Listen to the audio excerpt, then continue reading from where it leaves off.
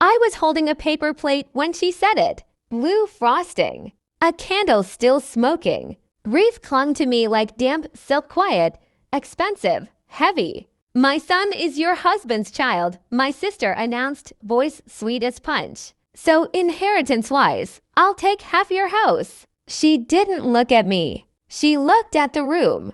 Witnesses. She slid a document across the table. A will, crisp, confident, a signature I knew better than my own pulse. My name was spelled wrong. That's when I smiled. I said, "Oh, I see." I tried to hold back my laughter because my husband had taught me something in our first year together. Never sign what you don't write. He was a compliance attorney before he became terminal. He was precise. Paranoid, they called it. I called it love. We built that house with arguments and apologies. White walls. Morning light. He planted the lemon tree himself, hands shaking from chemo. Dirt under his nails like a promise. My sister used to bring casseroles and stories. She cried in the kitchen, said we were lucky. I believed her. That's on me. The betrayal didn't start at the party. It started months earlier. A look that lingered too long. A joke that landed wrong. A baby photo she kept sending, always angled to show the eyes. See the resemblance. She'd say. I saw greed wearing sentiment. After the diagnosis, my husband stopped talking and started building trusts, escrows, letters with dates that mattered. He made me memorize a sentence I hated. If anyone claims paternity, do not argue, activate. I thought it was dark humor. I didn't know he was already gone. The day after the funeral, a courier arrived. No note, just a key and a time. Sunday night, 11:59 p.m. I didn't sleep.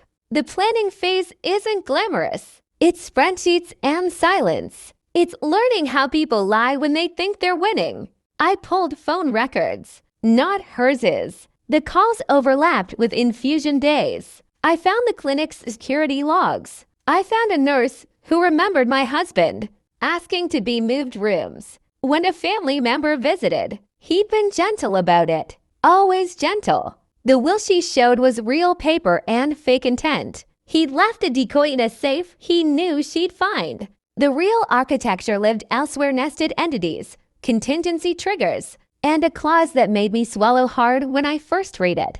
Any claimant asserting biological entitlement shall submit to court-ordered verification. And then the knife. Failure or refusal constitutes forfeiture and public disclosure. At 11:59 p.m., I turned the key.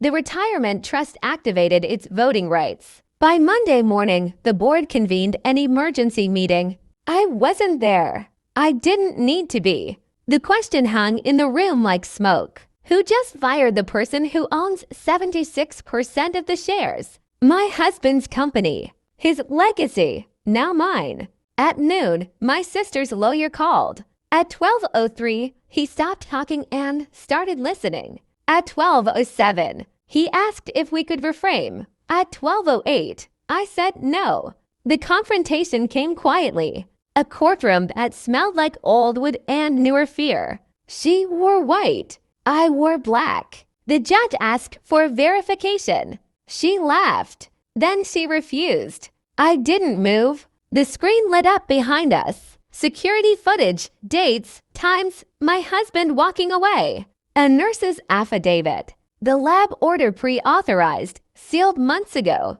My husband's handwriting in the margins. Not for revenge, for clarity. The test results arrived while the room held its breath. Not his child.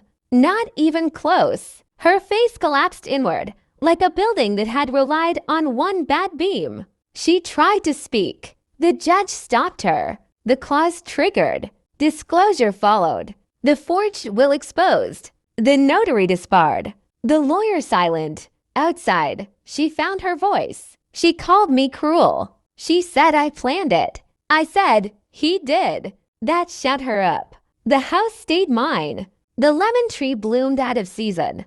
The trust restructured the company. I didn't change a thing he loved. I changed the locks. In the end, it wasn't the money. It was the timing, the restraint, the way he'd known grief would make me doubt myself and built a spine for me to lean on when I did. I think of him when I passed the nursery we never finished. I think of him when people mistake quiet for weakness. He taught me better. I didn't raise my voice. I didn't spill a drink. I didn't even enjoy the moment the way movies promise you will. I just stood there, steady, while the truth did the work. Justice doesn't always roar. Sometimes it whispers, understood, and then it activates.